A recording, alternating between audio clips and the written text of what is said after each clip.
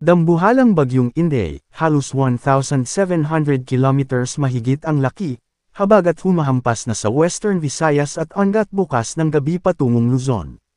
Patuloy na pinalalakas ng Typhoon Inday ang southwest monsoon o habagat, na nagdadala na ng malalakas na pagulan, pabagso-bagsong hangin, at masungit na panahon sa Western Mindanao at Western Visayas na nagdudulot ng pagbaha. Bagamat hindi inaasahang magla-landfall ang bagyo sa Pilipinas, sapat ang lawak nito upang magdulot ng malawakang epekto, lalo na sa mga lugar na nasa kanlurang bahagi ng Luzon, Visayas, at Mindanao. Pinapayuhan ang publiko na maging handa sa posibleng pagbaha, pagguho ng lupa, at iba pang panganib na dulot ng tuloy-tuloy na pag-ulan.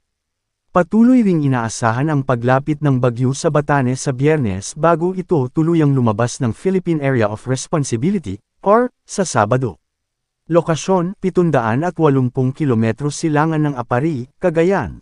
Lakas ng hangin, 165 kilometers per hour. Pagbagso, 205 kilometers per hour. Pagkilos, west-northwestward sa bilis na 20 kilometers per hour. Tropical Cyclone Wind Signal Number 2. Batanes, silangang bahagi ng Babuyan Islands, hilagang silangang bahagi ng mainland Cagayan. Tropical Cyclone Wind Signal Number 1. Natitirang bahagi ng Cagayan. Isabela, hilagang silangang bahagi ng #Quirino. Apayao, Kalinga, silangang bahagi ng Mountain Province. Silangang bahagi ng Ifugao, hilagang bahagi ng Abra, Ilocos Norte, hilagang bahagi ng Aurora, hilaga at gitnang bahagi ng Catanduanes. Rainfall forecast. Today until Friday afternoon, July 10. Moderate to heavy rains.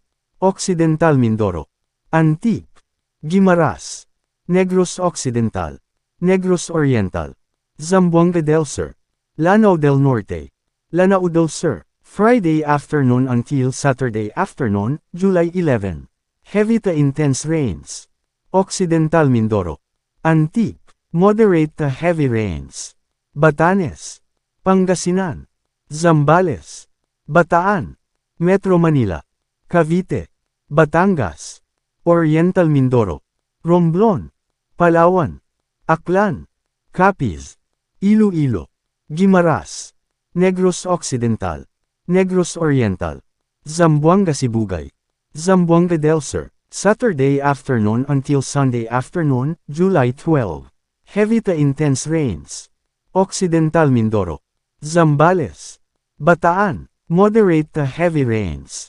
Lon Ayon, Pangasinan, Benguet, Tarlac, Pampanga, Bulacan, Metro Manila, Rizal, Cavite, Batangas, Oriental Mindoro, Romblon, Palawan, Aklan, Antique.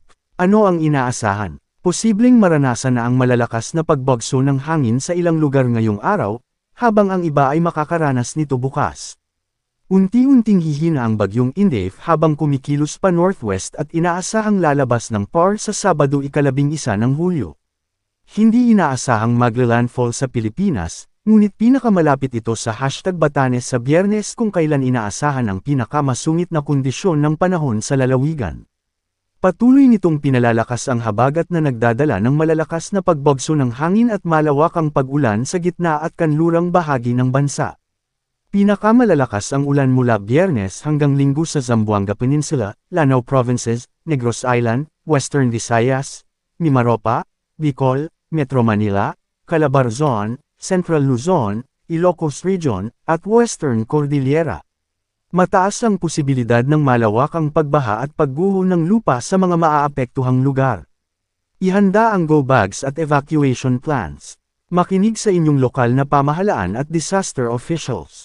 Patuloy na subaybayan ang mga weather updates dahil maaari pang magbago ang forecast.